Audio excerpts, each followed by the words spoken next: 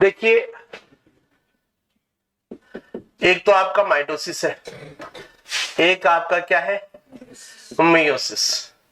Meiosis में चलेंगे तो क्या होगा, मियोसिस फर्स्ट, और एक क्या होता है, मियोसिस सेकंड। माइटोसिस में क्या होता है, केवल एक मेटाफेज आती है, और केवल स्पिंडल ऑपरेटर्स यहां पर कितना बनेगा, एक।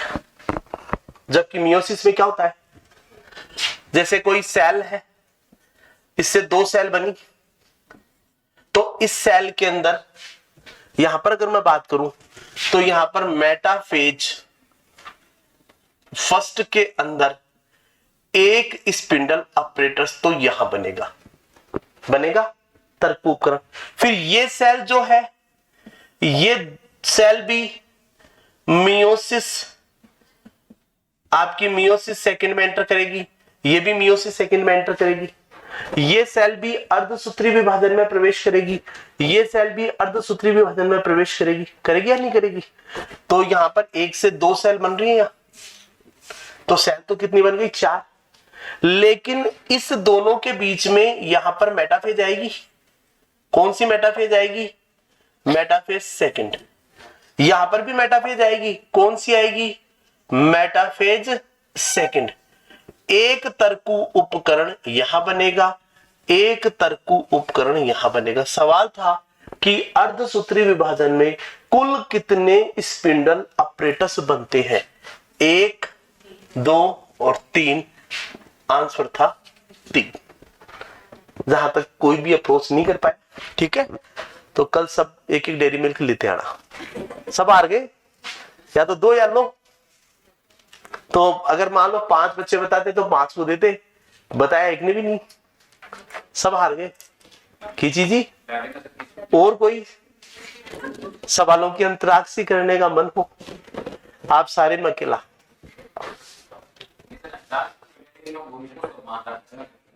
अच्छा अच्छा अच्छा, यह बात है क्या, ओहो तो भूल जाते हैं आज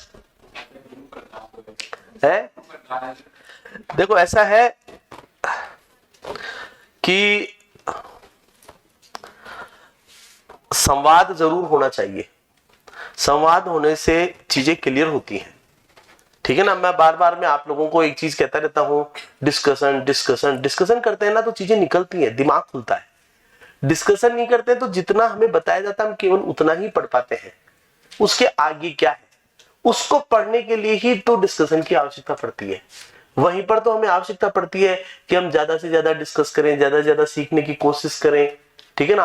और वो सब चीजें किससे आती है, डिस्कशन से आती है। जितना ज्यादा डिस्कशन होगा चीजें उतनी ही क्लियर होती हुई चली जाती है। आ रही बात समझ में, ठीक है ना। तो आपस में ग्रुप डिस्कशन बहुत जरूरी है। चलो अब हम लोग चलते हैं, कल जो हमने बीच में छोड़ा था पहले तो उसको पूरा कर लेते हैं। आज केवल हम लोग विशेष उद्देश्य अपना केवल यही था कि कल मैंने आप लोगों को 31 तारीख के लिए बोल दिया था, तो फिर क्या होता है, कल के लिए बोला था, कल तो दूसरा वो हो गया था, लेकिन फिर कोई चीज कह दो तो फिर वो टाइम पर करनी चाहिए, ठीक है ना। तो स्पेशली आज आप लोगों को क्लास में सिर्फ इसीलिए बुलाया गया था कि आज आपको कुछ खिलाएं, ठीक है। और फिर आप लोगों ने इतनी मेहनत की, टेस्ट दिया, थक गए, है ना, तो थोड़ा मैंने कहा आप लोगों को ऊर्जा दी जाए, और इस निमित्त अपना थोड़ा सा जो कल का पाठ रहा था वो अपन पूरा कर लेते हैं, ठीक है ना। ज्यादा लंबा चौड़ा नहीं पढ़ेंगे, दिमाग का ज्यादा में दही नहीं गिरने वाला आज, ठीक है। देखिए फाइलम पोरीफेरा,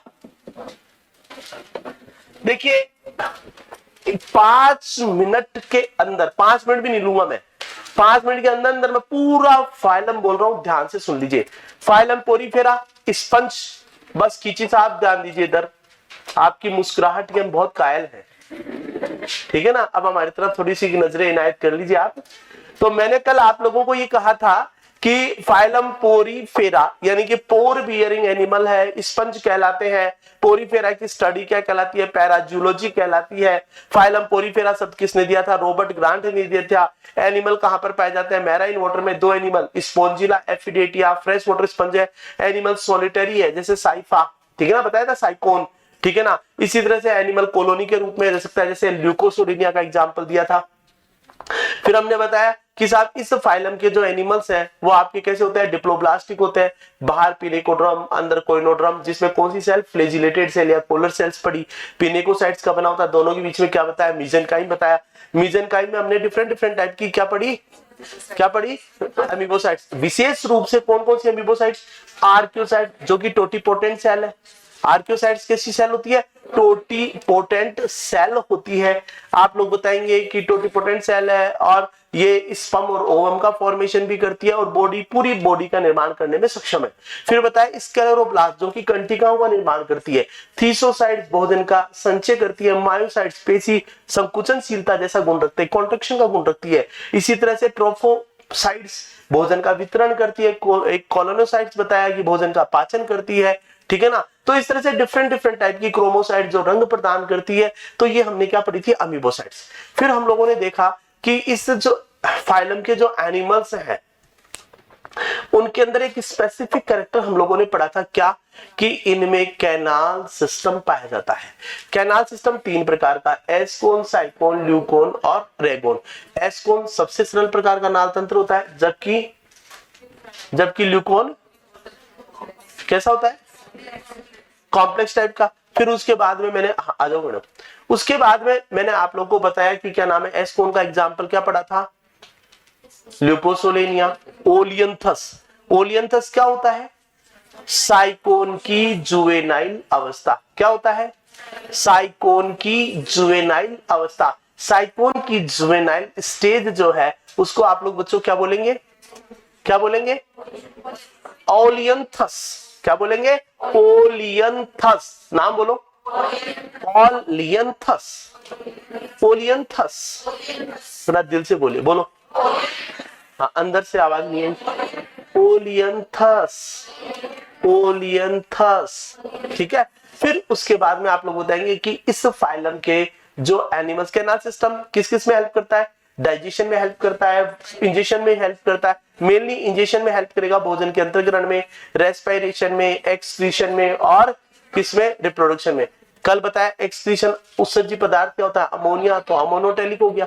फिर उसके बाद में हम लोगों ने पढ़ा कि इस फाइलम के जो एनिमल्स हैं इनका एंडोस्केलेटन किसका बना होता है? स्पीक्यूल्स का। स्पीक्यूल्स के अंदर कौन कौन सी बताई? या तो कैल्शियम कार्बोनेट की बनी होती है या किसकी बनी होती है? सिलिका की। और एक क्या पाया जाता है? स्पोंजियोब्लास्ट। क्या बताया था? स्पोंजियोब्लास्ट जो कि स्पोंजिन फाइबर्स बनाते हैं। फिर मैंने आप लोगों को बताया था दो एनिमल के नाम जिनमें एंडोस्केलेटन पाया ही नहीं जाता, ओस्क्रेला और कॉन्ड्रिसियाना। इनमें क्या नहीं पाया जाता? एंडोस्केलेटन नहीं पाया जाता। फिर क्या पढ़ा था हमने? बोलते चलिए आप लोग, है रिप्रोडक्शन। रिप्रोडक्शन में एसेक्सुअल कौन कौन सा? फ्रेगमेंटेशन करा दो।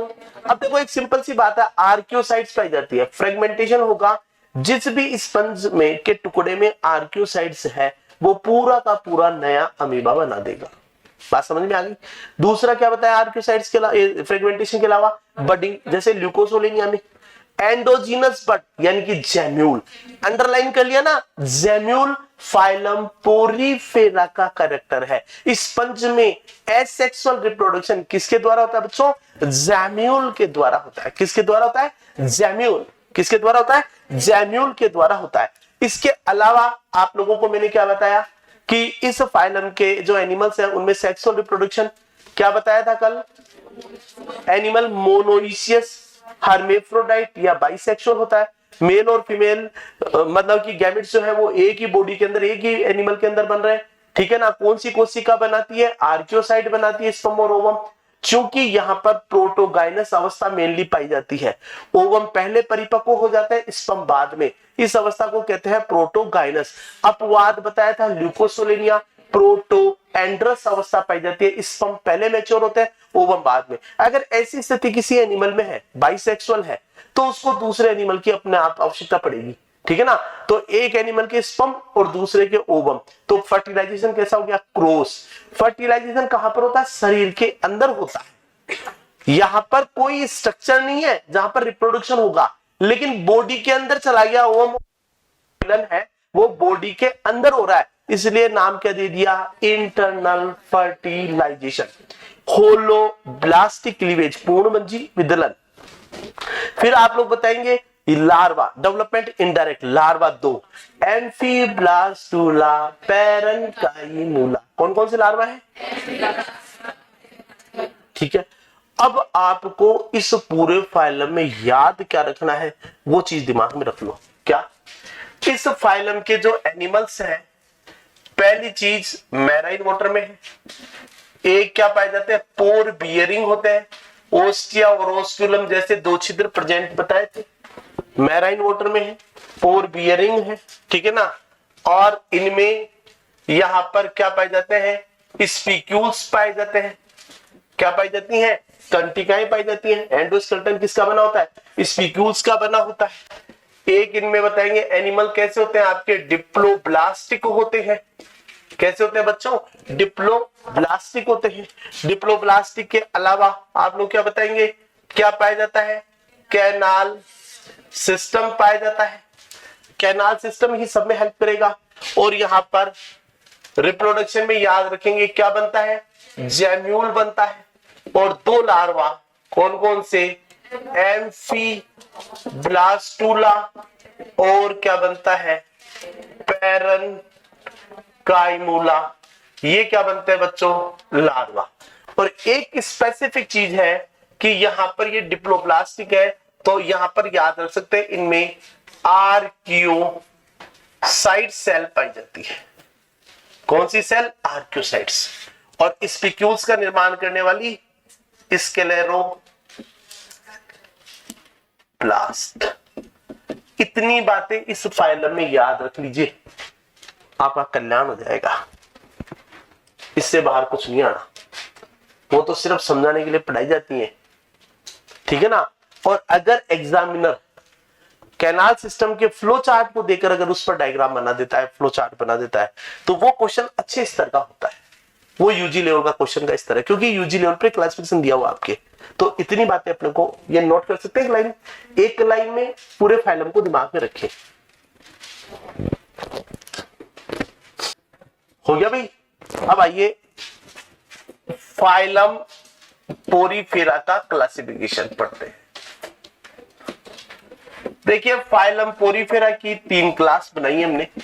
क्लास का आधार क्या है, on the basis of endoskeleton,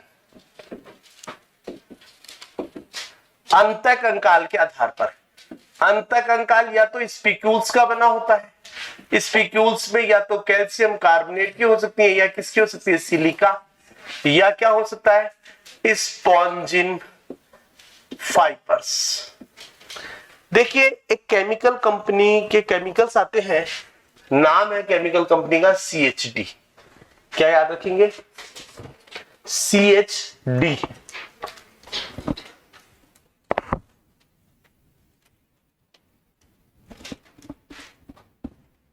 CHD, C का मतलब कैलकेरिया,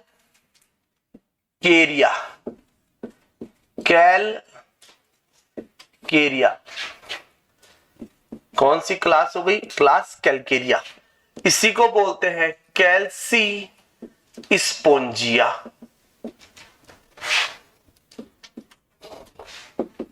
दूसरी क्लास आती है हेक्सेक्टिनेलिडा, इसी को बोलते हैं हाइलो स्पोंजियाई। तीसरी क्लास आती है कैलकेरिया, हेक्सेक्टिनेलिडा, और एक बताएंगे आप लोग यहां पर class Demospongiae, Demospongiae, Demospongiae. Demo स्पोंजियाई।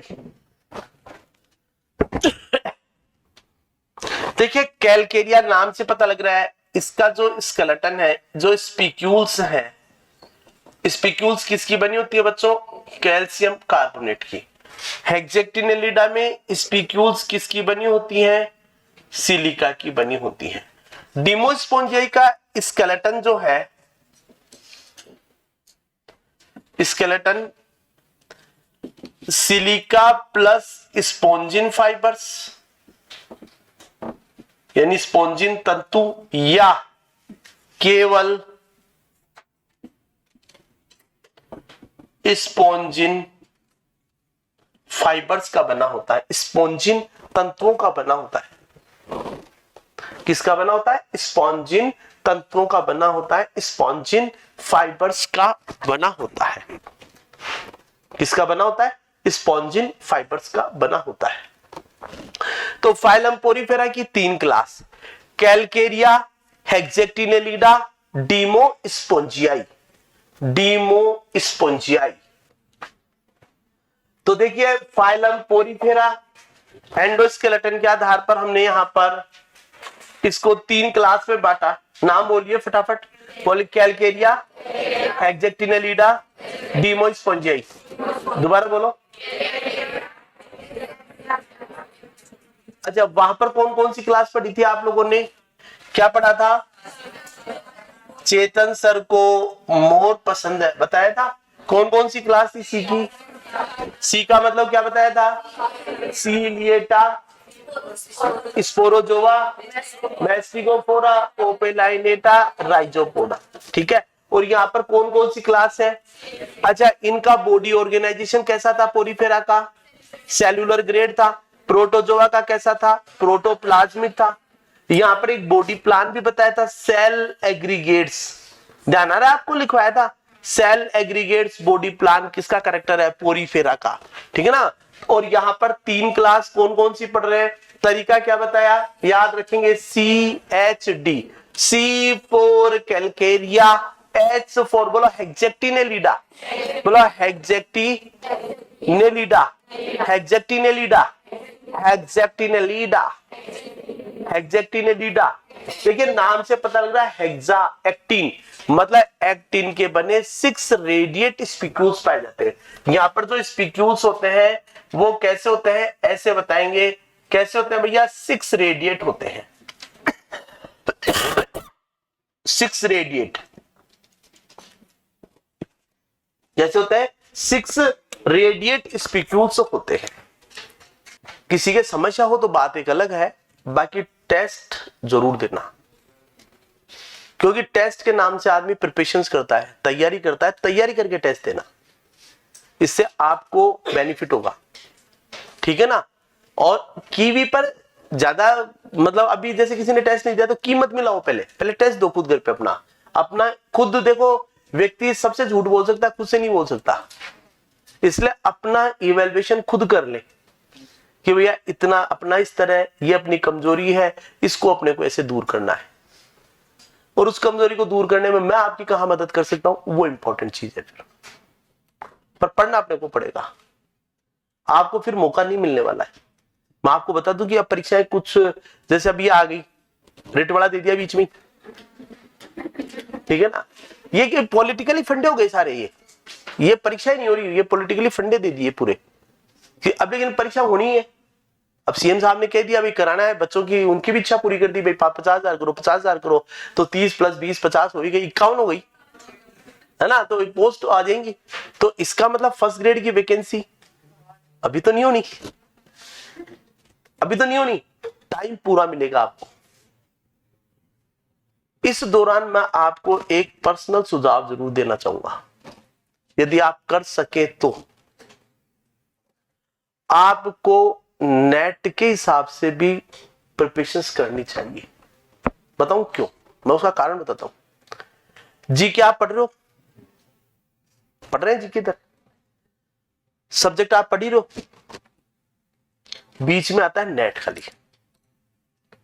RPSC college education का और स्कूल लेक्चर के टेस्ट में इतना कोई विशेष डिफरेंस नहीं है। अगर हम पेपर पैटर्न को देखें, ये देखें तो चीजें वही आती हैं कॉमन, लेकिन अगर हम थोड़ी सी भी तैयारी कर ले, ठीक है ना, इसमें क्या है कि आपको 2-3 यूनिट एक्स्ट्रा पढ़नी पड़ेंगी खाली, उन 2-3 यूनिटों से आपको सारा लग सकता है, गेट पास मिल सकता है। कारण कोरोना के कारण इस बार 3-4 बार नेट की परीक्षा होगी, 3 बार नेट होगा इस बार, इस साल। थोड़ी सी अगर प्लानिंग करके, मैं आपको थोड़ी चीजें बता दूंगा कभी, जैसे थोड़ा अभी ये एक बार ये वाला नेट हो जाता है, उसके बाद में अगर थोड़ा इस तरह का मिला तो 1-1.5 महीने में कुछ टॉपिक आपको बता दूंगा, पढ़ा दूंगा, वो आप उनको बढ़िया तरीके से अगर आप कर लें और इसके साथ में इसका समावेश कर दें, तब तक आपका ये पार्ट भी काफी कुछ हो जाएगा। तो बहुत से ऐसे सवाल आते हैं परीक्षाओं में जो बच्चे नहीं कर पाते हैं, जनरल बॉटनी और जनरल जूलॉजी के सवाल आते हैं जिनको नेट में बच्चे गलत करके आते हैं, वो आप सही कर दोगे आराम से। 4-4 नंबर के सवाल आते हैं। एक बार तो फ्लावर के पार्ट का ही वो करवाया था, पर वो भी गलत कर जाते हैं बच्चे, क्योंकि पढ़ते नहीं उस चीज को। फिर क्या है कि कॉलेज एजुकेशन की वैकेंसी भी आ रही है साथ में, तो इससे क्या आपको अच्छा फायदा मिल जाएगा, ठीक है ना। मूंगफल और मूसल का नाम तो सुन ही रखा है, जब सिर को उंगली में दे रखा है तो मूसल किधर से पड़े, पढ़ना तो है ही। तैयारी सारी एक जैसी सी है, कंपटीशन का पैटर्न सबका एक जैसा सा है, ठीक है ना। और देखो ये तो मैं भी मानता हूं सारे तो नहीं करने वाले, लेकिन अगर आपकी क्लास में से 15-20 बच्चे भी अगर ऐसा कर लेंगे तो हो सकता है किसका कहीं सिलेक्शन हो जाए, किसी का कहीं हो जाए। टारगेट हम कुछ लेकर आते हैं, कई बार क्या होता है रास्ता मिल जाता है तो हम ऐसे अच्छे रास्ते की तरफ भी निकल पड़ते हैं, और हो सकता है कि हमारा उधर सिलेक्शन आसान है वैसे, ठीक है ना। तो हम लोग अब इनकी बात करते हैं। कैलकेरिया में कंकाल किसका बना होता है? कैल्शियम कार्बोनेट का, इसमें सिलिका का, इसमें सिलिका या स्पॉन्जिन फाइबर्स या दोनों से मिलकर बनता है। इसका अगर एग्जाम्पल देखें किसका, कैलकेरिया का, तो इसके एग्जाम्पल है एक तो ल्यूकोसोलेनिया। क्या लिखेंगे बच्चों? ल्यूकोसोलेनिया। ये कॉलोनियल होता है, कॉलोनी के रूप में पाया जाता है। कल बताया था प्रोटो एंड्रस होता है, बताया था ल्यूकोसोलेनिया के बारे में। कैसा होता है बच्चों? प्रोटो एंड्रस होता है।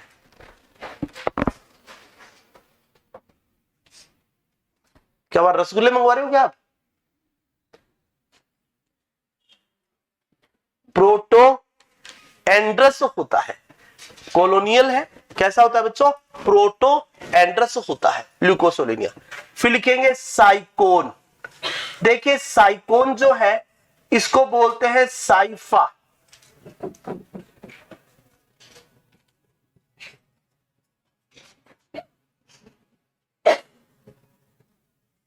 क्या बोलेंगे इसको? साइफा।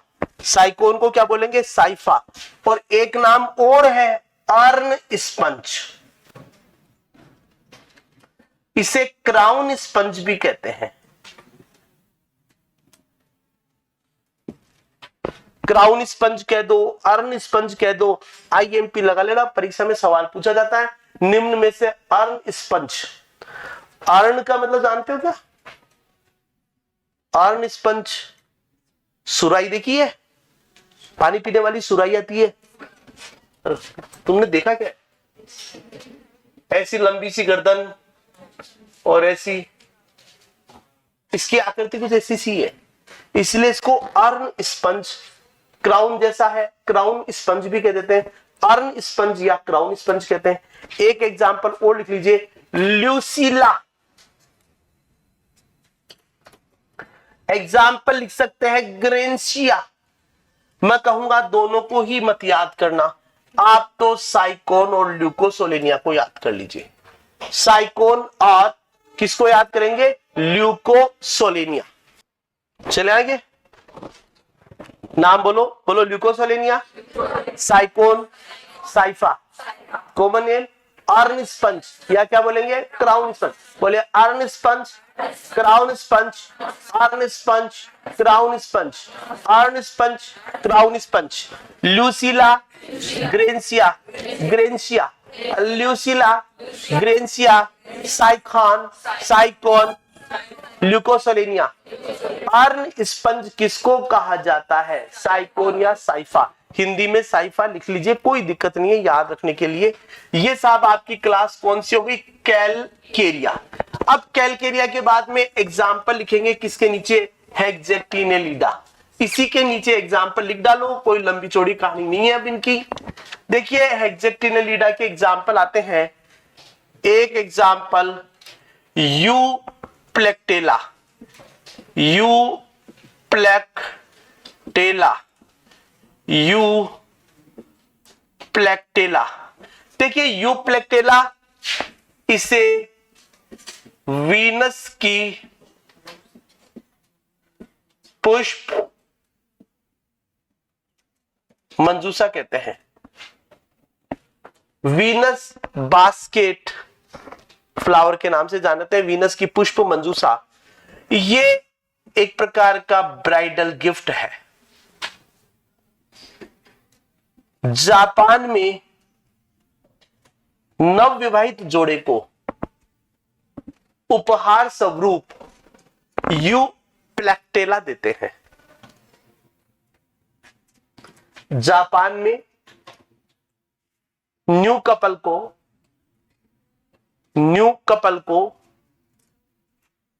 जापान में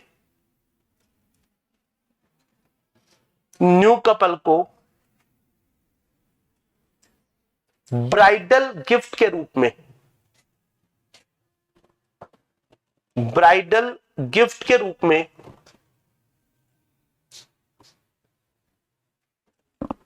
ब्राइडल गिफ्ट के रूप में क्या देते हैं बच्चों? Euplectella, Euplectella. तो जापान में विवाह के अवसर पर दिया जाने वाला ये गिफ्ट है। उसका कारण क्या है? मेल और फीमेल दोनों एक श्रिम्प में रहते हैं। लिख लीजिए, मेल और फीमेल दोनों एक श्रिम्प में रहते हैं। मेल और फीमेल दोनों एक श्रिम्प में रहते हैं। मेल और फीमेल दोनों एक श्रिम्प एक श्रिम्प में रहते हैं। किसमें रहते हैं? एक श्रिम्प में रहते हैं।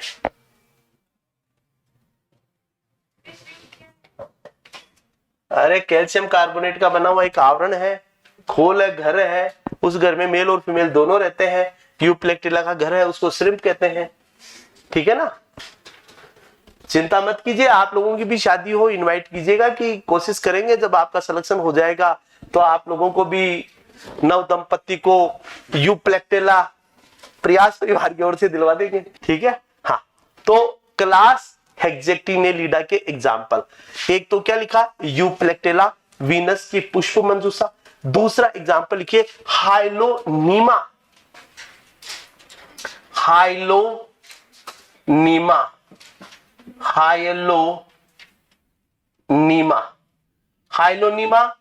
इसे ग्लास रोप स्पंज कहते हैं। क्या बोलते हैं बच्चों? ग्लास रोप स्पंज कहते हैं। ग्लास रोप स्पंज कहते हैं। हाइलोनीमा को क्या बोलते हैं? ग्लास रोप स्पंज कहते हैं। दूसरा फेरोनीमा, फेरोनीमा,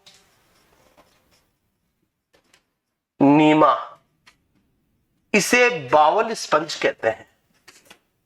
कटोरी स्पंज, बावल स्पंज, क्या बोलते हैं इसको? बावल स्पंज कहते हैं। नोट कर लीजिए। हो गया? तो कौन कौन से एग्जाम्पल है? बोलिए, यूप्लेक्टिला, यूप्लेक्टिला, हाइलोनीमा, फेरोनीमा। हाइलोनीमा को क्या बोलते हैं? ग्लास रोप स्पंज। फेरोनीमा को बावल स्पंज। और यूप्लेक्टिला को वीनस की पुष्प मंजूषा। और वैसे भी इस पर इतनी कॉमेडी हो गई, याद रह जाएगा आप लोगों को यूप्लेक्टिला आराम से। ठीक है ना? जापान के अंदर शादियों में गिफ्ट के अंदर दिया जाता है। फिर उसके बाद में आता है आपका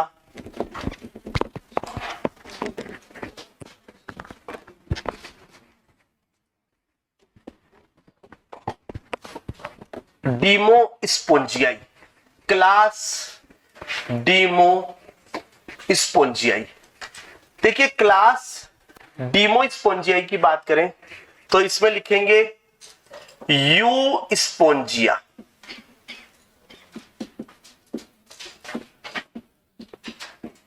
यू स्पोंजिया, इसे बाथ स्पंज कहते हैं। यू स्पोंजिया को क्या बोलते हैं? Bath sponge. देखिए बाथ स्पंज क्यों कहते हैं? क्योंकि इसका अंतःकंकाल केवल स्पोंजिन फाइबर्स का बना होता है। किसका बना होता है? स्पोंजिन फाइबर्स का।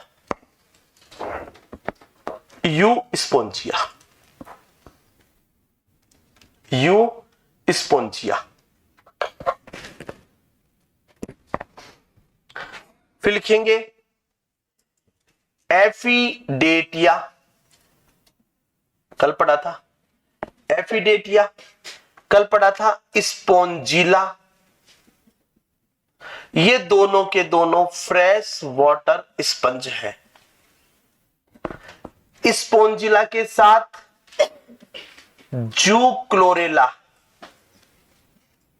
जूक्लोरेला एक एल्गी है जो कि इसके साथ सिम्बायोसिस शो करती है, सह जीवन शो करती है। क्या शो करती है? सह जीवन, सिम्बायोटिक, सिम्बायोसिस शो करती है। जूक्लोरेला सिम्बायोसिस शो करती है, सह जीवन, सिम्बायोसिस। एफिडेटिया और क्या बताएंगे? स्पोंजिला। फिर लिखेंगे हिप्पोस्पोंजिया, इसे हम हॉर्स स्पंज कहते हैं।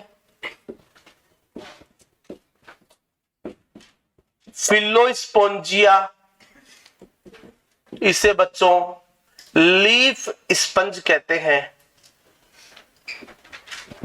Leaf sponge. ये सब डीमोस्पोंजियाई के एग्जाम्पल हैं। नोट करते रहिए, अभी 2-3 एग्जाम्पल और बताते हैं।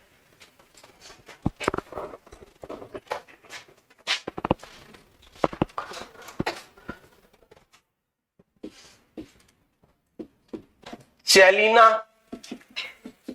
आईएमपी लगा लीजिए, इसे मरमेड के दस्ताने भी कहते हैं, ग्लूव्स ऑफ मरमेड। क्लियोना, इसे बोरर स्पंज भी कहते हैं। छेदक sponge, Cliona. Chalina, Cliona, Chalina, Cliona.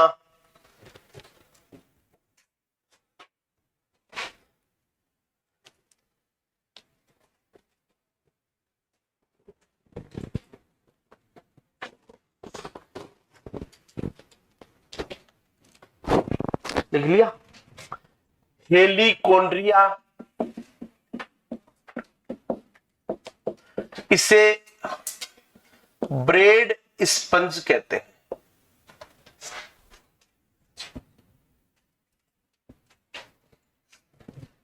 हेलिकोन्ड्रिया। फिर ओस करेला, कोन्ड्रीसियाना, याद आ रहा है क्या कल बताए थे? इनमें एंडोस्केलेटन क्या होता है बच्चों? एब्सेंट होता है। एंडोस्केलेटन एब्सेंट होता है।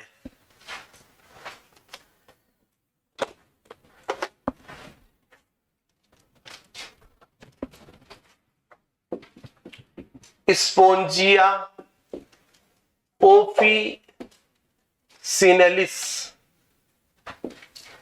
इसे टर्किश बाथ स्पंज कहते हैं।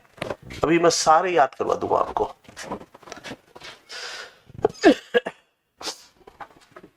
टर्किश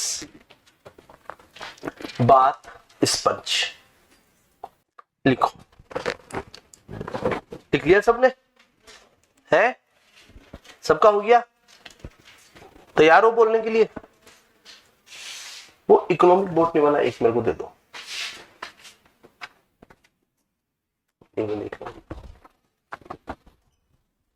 हो गया भी सबका?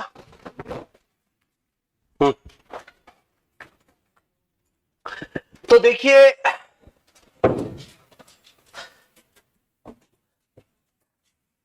हम लोग वापस मैं आता हूं इसके ऊपर।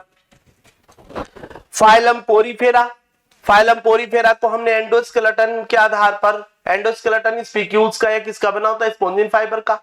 स्केलेटन किसका बना हो सकता है? कैल्शियम कार्बोनेट का या सिलिका का। उसके आधार पर 3 क्लास बना दी। कौन कौन सी? कैलकेरिया, हेक्जेक्टिनेलिडा और डीमोस्पोंजियाई। कैलकेरिया में स्केलेटन किसका बना होता है? कैल्शियम कार्बोनेट का बना होता है। हेक्जेक्टिनेलिडा में सिलिका का बना होता है। डीमोस्पोंजियाई में सिलिका या स्पॉन्जिन फाइबर या दोनों से मिलकर बन सकता है। एक बात। फिर उसके बाद में आप लोग बताएंगे कि इस क्लास के अंदर एग्जाम्पल देखें। कैलकेरिया में कौन कौन से एग्जाम्पल बताए? कैलकेरिया में ल्यूकोसोलेनिया, ल्यूसिला, साइफा या साइकोन, जिसको अर्न स्पंज या क्राउन स्पंज बताया, और एग्जाम्पल बताया ग्रेंशिया। एग्जाम्पल क्या बताया? ग्रेंशिया। क्या बताया? एग्जाम्पल ग्रेंशिया। एग्जाम्पल क्या बताया? ग्रेंशिया। ठीक है। फिर उसके बाद में आप लोग किसकी क्लास की बात करेंगे? क्लास हेक्जेक्टिनेलिडा। हेक्जेक्टिनेलिडा में बोलो हाइलोनीमा, हाइलोनीमा, फेरोनीमा, यूप्लेक्टेला।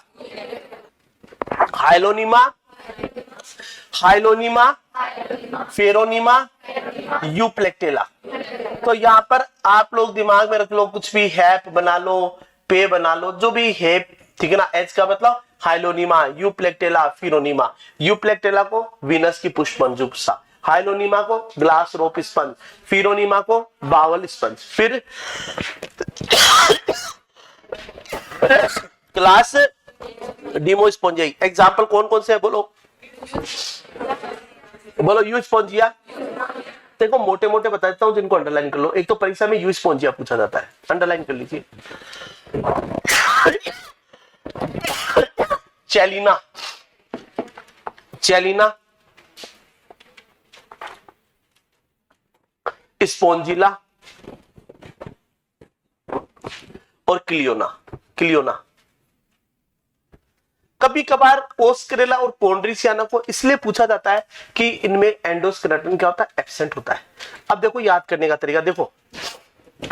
हिप्पोस्पोंजिया, हिप्पो हिप्पोकैम्पस, हिप्पो शब्द हॉर्स के लिए काम में लेते हैं, तो हिप्पोस्पोंजिया मतलब लीफ आपका कैसा sponge? Horse sponge. Phyllo, phyllus, phyllus शब्द किसके लिए काम में लेते हैं? लीफ के लिए, तो ये क्या हो गया? Leaf sponge. फिर हेलिकोन्ड्रियाना, इसको क्या बोलेंगे? Bread sponge. बोलो हेलिकोन्ड्रियाना, हेलिकोन्ड्रियाना, फिलोस्पोंजिया, फिलोस्पोंजिया, हिप्पोस्पोंजिया, फिलोस्पोंजिया, हिप्पोस्पोंजिया, हेलिकोन्ड्रियाना। हेलिकोन्ड्रियाना को क्या बोलेंगे? Bread sponge. हिप्पोस्पोंजिया को हॉर्स स्पंज। फिलोस्पोंजिया को क्या बोलेंगे बच्चों? लीफ स्पंज कहेंगे। क्या कहेंगे? लीफ स्पंज कहेंगे। फिर उसके बाद में अगर हम लोग देखें, एफिडेटिया और स्पोंजिला दोनों फ्रेश वाटर में पाए जाने वाले स्पंज है। यू स्पोंजिया को बाथ स्पंज क्यों कहते हैं? क्योंकि एंडोस्केलेटन केवल स्पॉन्जिन फाइबर्स का बना होता है। ये सॉफ्ट स्पंज है, ठीक है ना। जैसे अपन नहाने वाला स्पंज काम में लेते हैं, वैसा स्पंज होता है, इसलिए इसको बाथ स्पंज के नाम से भी जानते हैं। स्पोंजिला के साथ में एक एल्गी सहजीवन शो करती है, जूक्लोरेला। क्या नाम है एल्गी का? जूक्लोरेला। फिर बताएंगे, बोलो चेरिना, चेरिना, क्लियोना, क्लियोना को बोलेंगे बोरर स्पंज। क्या कहेंगे? बोरर यानी छेद निकालने वाला स्पंज। और एक होता है चेलिना, बोलो चेलिना, चेलिना, इसे बोलते हैं मरमेड के दस्ताने। क्या बोलेंगे? मरमेड के दस्ताने। बोले चेलिना, चेलिना, बोले spongia officinalis, spongia officinalis, spongia officinalis. दोबारा बोलो, स्पोंजिया ऑफिसिनेलिस। बोलिए बोलिए, चेलिना, Cliona, Cliona, चेलिना, Cliona, चेलिना, Cliona, चेलिना। चेलिना mermaid के ग्लोव्स, चेलिना बोरर स्पंज। अच्छा अब वापस आ जाइए, बोलिए you spongia, एफिडेटिया, स्पोंजिला, हिप्पोस्पोंजिया, फिलोस्पोंजिया, हेलिकोड्रियाना, हेलिकोड्रियाना, ओस्क्रेला, ओस्क्रेला, कोन्ड्रिसियाना, spongia officinalis, spongia officinalis, spongia officinalis. और बताएंगे चेलिना, क्लियोना, चेलिना, क्लियोना।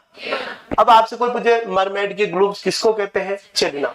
देखिए ऑप्शन आपके सामने आएंगे, अगर इतनी बार पढ़ लोगे दिमाग में रह जाएगा तो 4 ऑप्शन में से आराम से सवाल कर दोगे, पर थोड़ी सी प्रैक्टिस, थोड़े से रिवीजन की आवश्यकता रहेगी, ठीक है ना। इसके साथ ही आपका फाइलम पोरीफेरा समाप्त होता है।